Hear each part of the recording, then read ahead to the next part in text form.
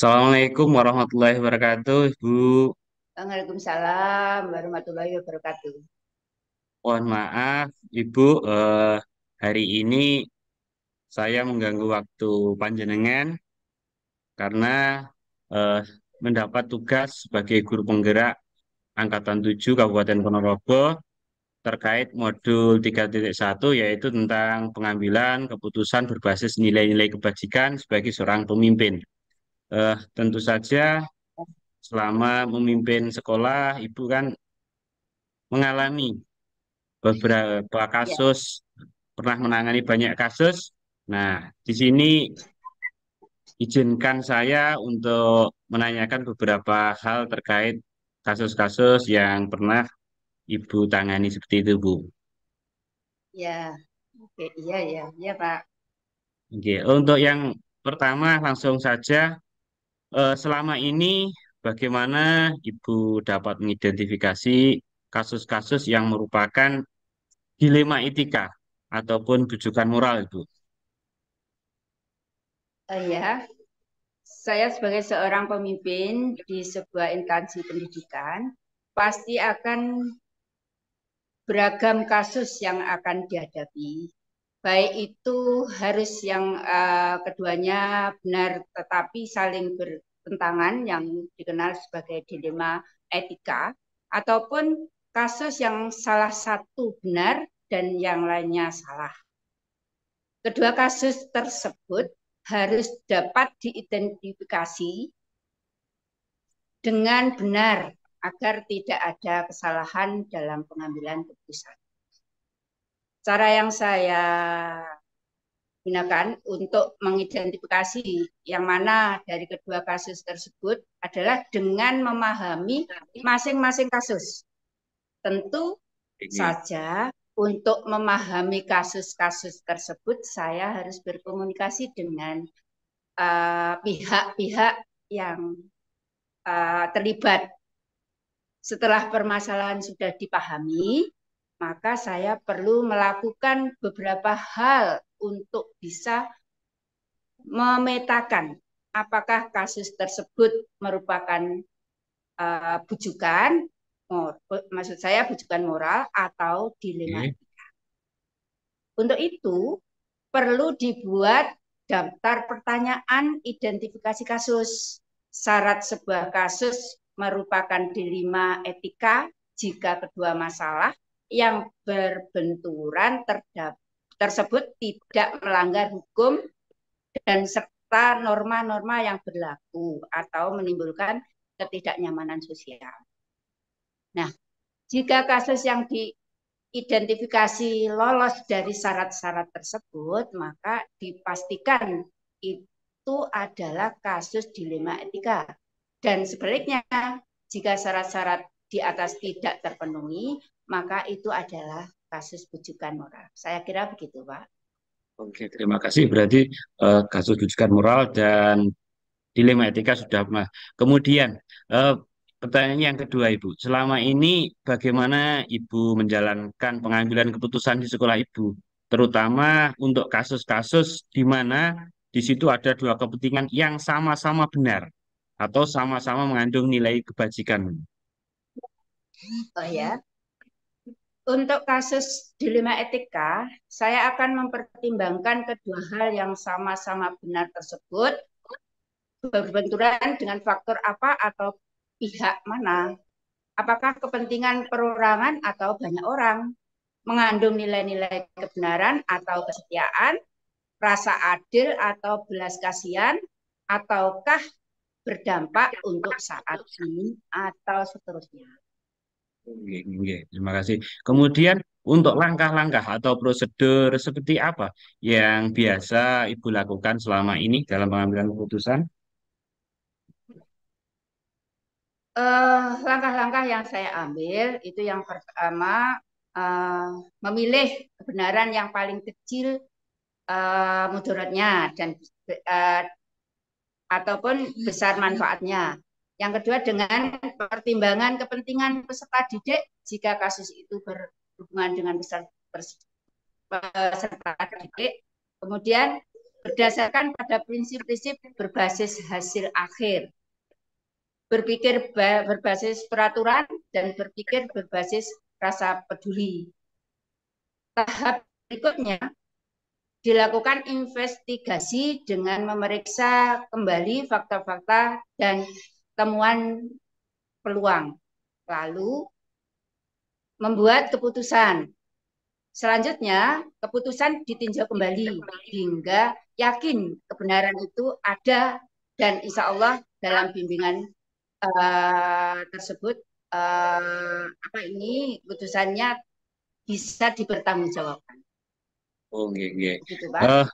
Kemudian untuk hal-hal apa saja yang selama ini Ibu anggap efektif dalam pengambilan keputusan pada kasus-kasus dilema etika? Dalam kasus pengambilan keputusan dengan dilema etika, hal efektif yang perlu dilakukan adalah dengan menyederhanakan pokok permasalahan. Berarti dengan menyederhanakan pokok permasalahan dan juga membangun kebijaksanaan. Kemudian yang berikutnya, hal-hal apa saja yang selama ini merupakan tantangan Ibu dalam pengambilan keputusan pada kasus-kasus dilema etika? Iya, Pak. Hasil keputusan yang diambil mungkin ada pihak-pihak yang tidak dapat menerima sepenuhnya. Proses untuk dapat memahami sebagian orang untuk secara ikhlas menerima dan menjalankan keputusan serta menjadi sebuah tantangan yang sangat berat, Pak, itu. Serta untuk tetap istiqomah dalam menjalankan keputusan yang sudah disepakati. Oh, gini. Jadi dengan kesepakatan. Kemudian yang berikutnya, apakah Ibu memiliki sebuah tata kelola atau jadwal tertentu dalam sebuah penyelesaian kasus dilema etika? Apakah Ibu langsung menyelesaikan di tempat atau memiliki sebuah jadwal untuk menyelesaikannya? Jadwal tertentu belum, ya. Jadi dalam menyelesaikan kasus itu tidak ada jadwal, Pak. Prioritas kasus khusus mana yang perlu diselesaikan secepatnya tergantung dari jenis kasus dan pentingnya kasus tersebut diselesaikan secepatnya atau tidak agar tercipta lingkungan sekolah yang sehat dan kondusif. Mungkin adakah seseorang atau faktor-faktor apa yang selama ini mempermudah atau membantu Ibu dalam pengambilan keputusan dalam kasus-kasus dilema etika seperti tadi, Bu? Untuk faktor-faktor yang membantu saya dalam mengambil keputusan, di antaranya adalah komunikasi yang baik dengan semua warga sekolah, pengelola sekolah, maupun kita mengambil ini tentang ada teori-teori pengambilan keputusan sebagai seorang pemimpin, itu yang menjadikan faktor yang mempermudah dan membantu dalam pengambilan keputusan. Terima kasih. Kemudian untuk yang terakhir, dari semua hal yang telah Ibu sampaikan tadi, pembelajaran apa yang dapat Ibu petik dari pengalaman Ibu mengambil keputusan terkait dilema etika ini? Dalam mengambil sebuah keputusan tadi, yang dari pembelajaran tadi, mengidentifikasi jenis kasus itu yang lebih utama, harus bisa dilakukan lebih awal, melakukan pengujian, lalu melakukan pengujian benar lawan benar untuk dapat paradigma apa yang akan kita pilih sehingga keputusan bisa diambil sesuai dengan prinsip-prinsip yang tidak merugikan siswa atau. Terima kasih Ibu atas waktunya, atas solusi-solusi dari permasalahan yang telah Ibu alami selama ini, menjadikan pengalaman bagi saya nantinya jika suatu saat diberikan kesempatan dalam pemimpin, terutama di dalam lingkup pendidikan. Sekali lagi, terima kasih dan mohon maaf telah mengganggu waktunya Ibu. Akhirnya, Assalamualaikum warahmatullahi wabarakatuh. Sama-sama. Waalaikumsalam warahmatullahi wabarakatuh.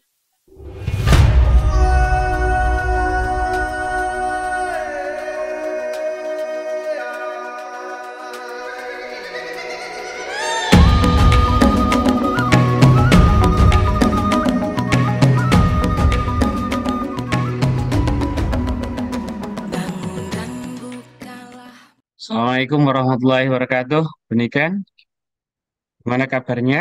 Waalaikumsalam warahmatullahi wabarakatuh. Alhamdulillah baik Pak Paniti. Bagaimana dengan Pak Paniti kabarnya? Alhamdulillah, baik juga, Bu. Eh, Mohon maaf, ini mengganggu waktunya. Mohon izin begini, Bu. Saya sebagai JGP Angkatan 7 Kabupaten Ponorogo itu mendapat tugas untuk mewawancarai Ibu terkait pengambilan keputusan yang berbasis nilai-nilai kebajikan sebagai pemimpin. Maka dari itu, ini nanti izinkan saya untuk mengajukan beberapa pertanyaan terkait hal tersebut. Oke, Oke, siap Pak Paniti. Selagi saya bisa menjawab, nanti akan saya jawab sebisa saya. oke. Tentu saja kan Ibu selama memimpin sekolah eh, mengalami atau mendapatkan kasus-kasus dalam kehidupan di sekolah yang berkaitan dengan dilema etika dan pendidikan moral. Yang pertama, selama ini, bagaimana Ibu Oke. mengidentifikasi kasus-kasus yang merupakan dilema etika ataupun bujukan moral? Oke, Pak Paniti. Eh, saya jawab nggih, langsung mawon nggih. Oke, Iya. Bu. Eh, kasus dilema etika itu biasanya cenderung muncul karena adanya kepentingan yang tidak sama, Pak Paniti. Biasanya di antara unsur-unsur yang ada di sekolah. Kemudian menjadi isu dan bahan diskusi serta pembicaraan di antara unsur sekolah. Selanjutnya, hal tersebut menjadi bahan dan referensi untuk dibicarakan di tingkat sekolah atau disampaikan ke kepala sekolah. Nah, saya dalam menyikapi hal tersebut biasanya akan melakukan klarifikasi dan konfirmasi terhadap pihak-pihak yang teridentifikasi untuk dimintai keterangan dan pendapat terhadap apa yang menjadi permasalahan tersebut dengan asumsi bahwa permasalahan pasti akan bisa diselesaikan hanya dengan komunikasi dan koordinasi. Kemudian akan diputuskan dengan mempertimbangkan, meminimalisir potensi negatif keputusan, dan juga memaksimalkan potensi positif dari keputusan tersebut. Mungkin itu Pak Paniti. Oke, oke, terima kasih. Kemudian, selama ini bagaimana Ibu menjalankan pengambilan keputusan di sekolah Ibu, terutama untuk kasus-kasus di mana di situ ada dua kepentingan yang sama-sama benar atau sama-sama mengandung nilai kebajikan. Oke. Biasanya kami itu dalam pengambilan keputusan terkait dengan hal tersebut melakukan dengan pendekatan komunikasi dan koordinasi, Pak Paniti. Karena bagaimanapun pemimpin itu hanya menentukan dan mengambil keputusan, akan tetapi referensi dan indikator serta pertimbangan-pertimbangan dalam pengambilan keputusan itu ada pada unsur di dalam organisasi, yaitu stakeholder internal jika berkenan dengan hal-hal internal seperti itu. Oke, oke, oke, terima kasih. Kemudian, langkah-langkah atau prosedur seperti apa yang biasa Ibu lakukan selama ini dalam kaitannya menghadapi kasus-kasus tersebut?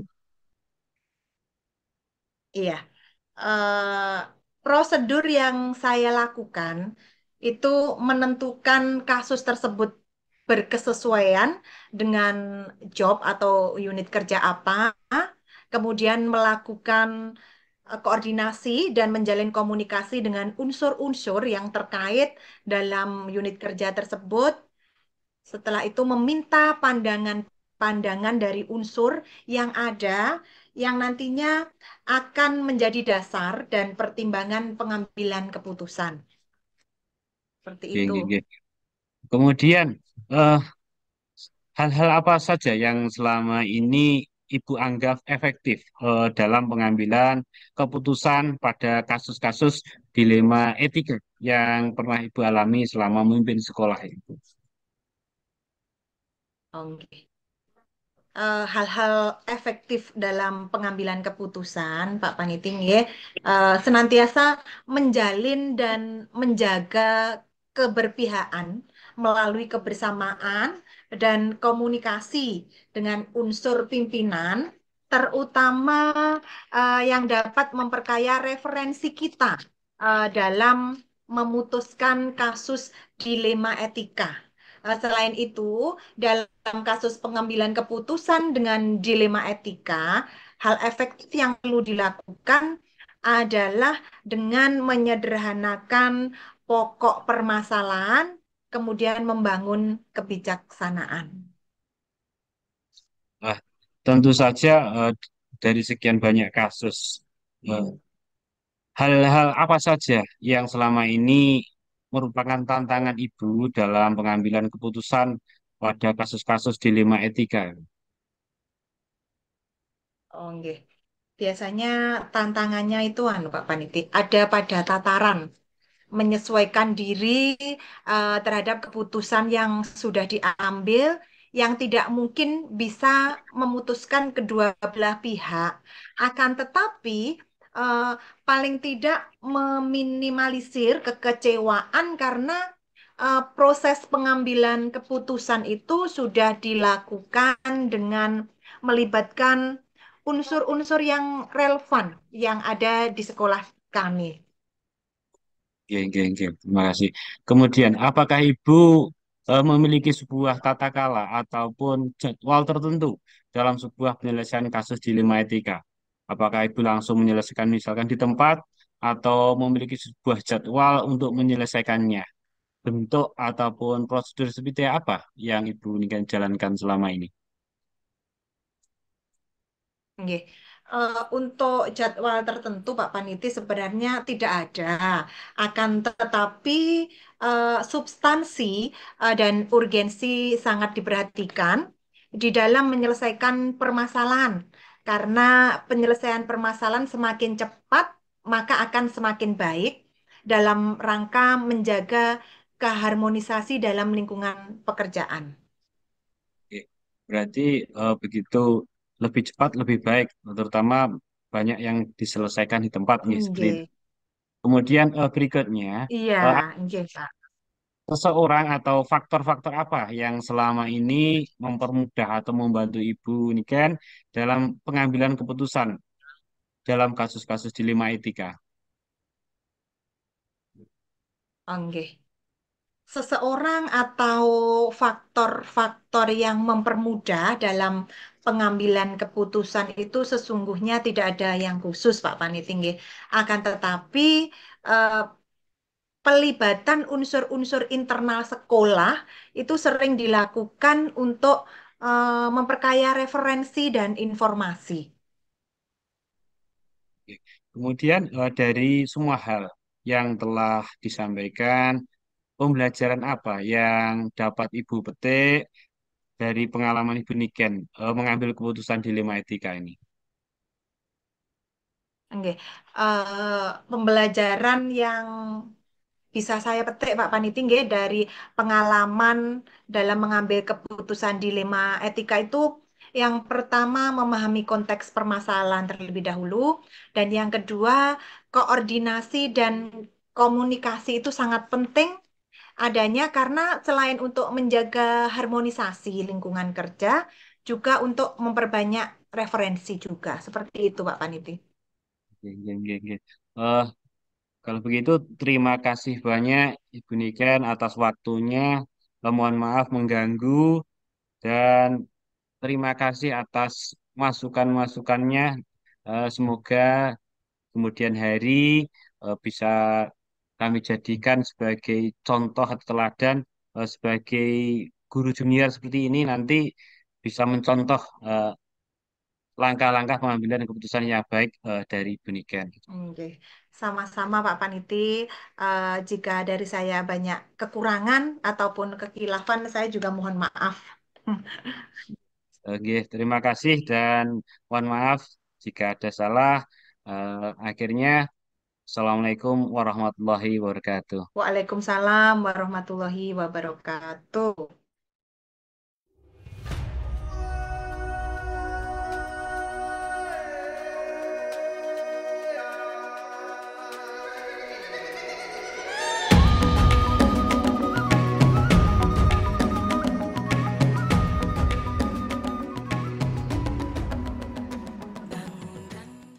Assalamualaikum warahmatullahi wabarakatuh, Dewi. Waalaikumsalam warahmatullahi wabarakatuh, Pak Paniti. Selamat siang, Bu Dewi. Mohon maaf mengganggu waktu panjenengan untuk hari ini. Selamat siang, tidak apa-apa. Monggo apa yang bisa saya bantu, Pak Paniti? Eh, Begini, Bu Dewi. Saya kan sebagai guru penggerak untuk Angkatan 7 Kabupaten Ponorogo ini mendapat tugas dalam rangka menyelesaikan modul 3.1.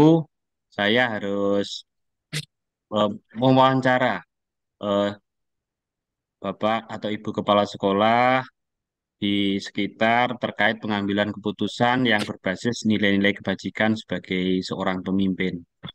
Selama ini tentu saja Ibu kan pernah mengalami berbagai kasus-kasus eh, di sekitar kita. Pak Inggu, ngaten Ibu. Iya, betul.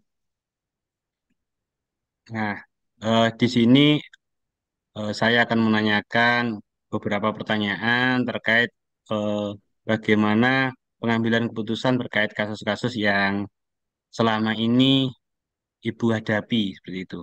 Langsung saja, yang pertama, selama ini bagaimana Ibu dapat mengidentifikasi kasus-kasus yang pernah Ibu alami yang merupakan dilema etika ataupun rujukan moral seperti itu, Bu. Ya, terima kasih, Pak Paniti. Langsung saya jawab, ya.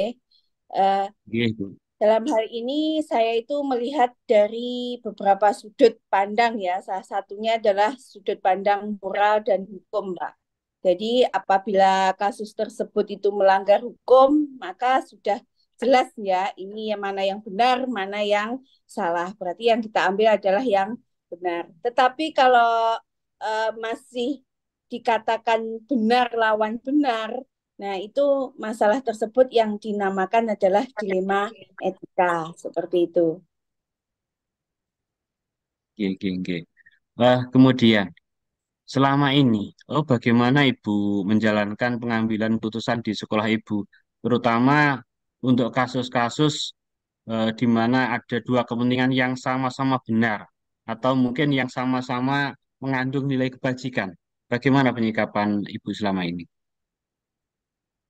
Kalau menurut saya itu saya menimbangnya secara matang, Pak, mana yang Hmm, paling benar dan keputusan tersebut eh, menguntungkan banyak orang. Jadi tidak ada yang salah satu yang dirugikan seperti itu. hmm, oke, oke. Kemudian langkah-langkah ataupun prosedur seperti apa yang biasa Ibu lakukan selama ini dalam penyelesaian kasus-kasus berdasarkan dilema etika maupun moral seperti itu, Bu?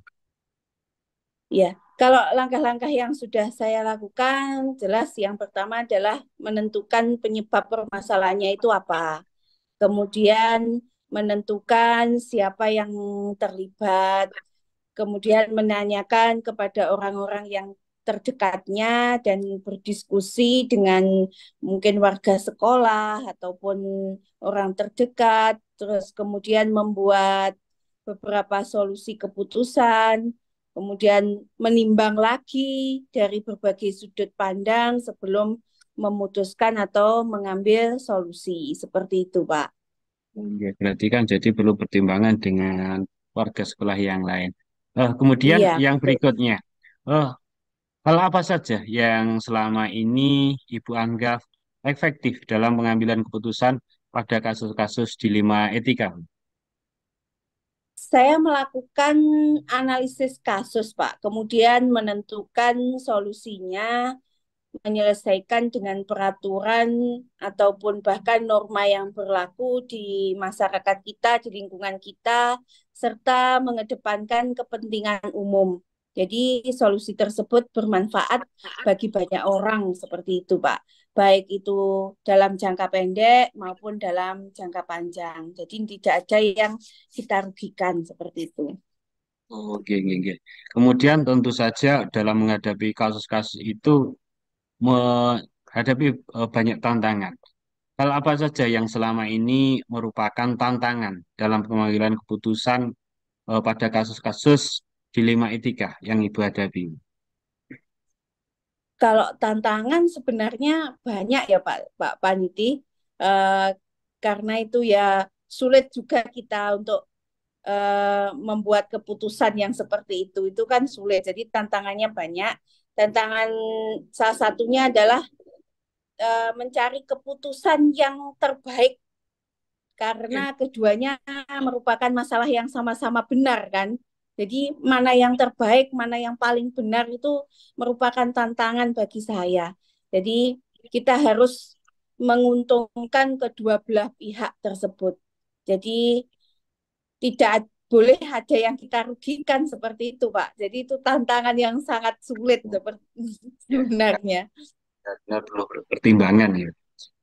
Kemudian Iya. yang berikutnya, eh, apakah Ibu memiliki sebuah tata kala atau jadwal dalam sebuah penyelesaian kasus dilema etika? Apakah Ibu langsung menyelesaikan di tempat mungkin atau memiliki sebuah jadwal untuk menyelesaikannya? Untuk apa prosedur seperti apa yang Ibu jalankan selama ini? Dalam pengambilan keputusan tersebut kami tidak punya jadwal khusus, Pak. Tetapi ada beberapa tata kelola dengan menganalisa, mempertimbangkan, dan memusyawarahkan kasus dilema etika yang ada, baik secara formal maupun non-formal. Jadi tidak ada jadwal khusus seperti itu, Pak. Iya, berarti kebanyakan langsung diselesaikan di tempat pada waktu itu terjadi kasus seperti itu ya, Bu. Iya, iya, Kemudian yang berikutnya, Ibu, mungkin seperti itu. adakah seseorang atau faktor-faktor apa yang selama ini mempermudah atau membantu Ibu dalam pengambilan keputusan dalam kasus-kasus dilema etika, Bu? Dalam mengambil keputusan ini banyak ya yang membantu saya, yaitu mungkin warga sekolah, stakeholder, atau wali murid, atau orang-orang yang mempunyai kedekatan persona dengan orang yang mengalami permasalahan tersebut. Jadi banyak yang membantu Pak Paniti Ya, untuk gitu. mencari solusi alternatifnya itu. Ya. Kemudian dari semua hal yang telah Ibu sampaikan tadi, pembelajaran apa yang dapat Ibu petik dari pengalaman Ibu dalam mengambil keputusan dilema etika selama Kalau pelajaran yang dapat saya ambil itu sebenarnya banyak sekali Pak nih, dari mengambil keputusan seperti itu. Tapi salah satunya ya saya menjadi lebih bijaksana dalam mengambil atau menganalisis sebuah permasalahan dan mengambil keputusan. Jadi saya lebih bijaksana kalau menurut saya itu pelajaran yang bisa saya ambil Pak Paniti. Jadi semakin kita lebih sering menghadapi permasalahan, berarti kita lebih tangguh dalam penyelesaian masalah dan mungkin akan Iya, lebih keputusannya lebih baik seperti itu gitu. iya. Eh, tidak intinya tidak gerusa-gerusu dalam mengambil keputusan gitu loh Pak. Tidak pripun ya, tidak secara cepat ataupun eh, gerusa-gerusu tadi mungkin lebih bisa dipertanggungjawabkan seperti itu Pak. Dengan penuh pertimbangan dari berbagai yang terlibat tadi nggih. Eh, Iya. Betul. itu eh, yang pertanyaan dari saya kira sudah cukup Ibu. Terima kasih sudah meluangkan waktunya pada hari ini. Sekali lagi itu juga menjadikan pembelajaran bagi saya nantinya sebagai guru yang masih junior ini nanti jika suatu saat diberi kesempatan untuk mengambil kebijakan eh, tentunya akan menjadikan masukan-masukan buat saya. Iya. Terima kasih Ibu. Sama-sama Pak Pani. Nggih, Iya, sama-sama. semoga Itu di calon nggih, calon pemimpin pembelajar itu ya seperti Pak Paniti itu luar biasa. Semoga sukses selalu ya Pak Paniti. terima kasih. Eh, Sampai ketemu lagi nanti di sharing di lain kesempatan. Saya masih sangat membutuhkan wejangan-wejangan dan masukan dari Ibu Dewi selaku Kepala Sekolah di SDN 1 Surul. Terima kasih. Selamat siang Ibu. Akhirnya Assalamualaikum warahmatullahi wabarakatuh. Waalaikumsalam warahmatullahi wabarakatuh.